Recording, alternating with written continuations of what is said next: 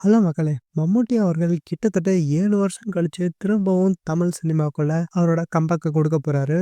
அது என்ன அப்படின்னு வாங்க பார்த்துருவோம். தனுஷ் அவர்களோட அப்கமிங் மூவியான டி-55 படத்த ராஜ்குமார் பெரியசாமி அவர்கள் தான் இயக்கப் போறாரு.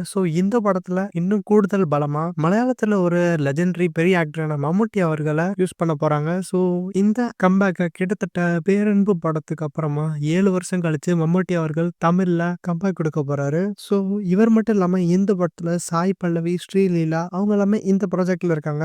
மம்முட்டி அவர்களோட களம் காவல் படமும் இப்போ ஒரு நல்ல வரவேற்பு பெற்றுச்சு. அதுக்கப்புறமும் அவர் இப்ப தமிழ்ல கம்பேக் குடுக்கறது எல்லாருக்கும் ஒரு பெரிய ஆச்சரியம் தான். அண்ட் ராஜ்குமார் பெரியசாமி அவர்கள் அமரன் படத்துக்கு அப்புறமா ஒரு நல்ல வெற்றியோட டி-55 இயக்கப் போறாரு. இந்த படத்துக்கு மியூசிக் பண்ண போறது சாய் அபியங்கர் அவர்கள்.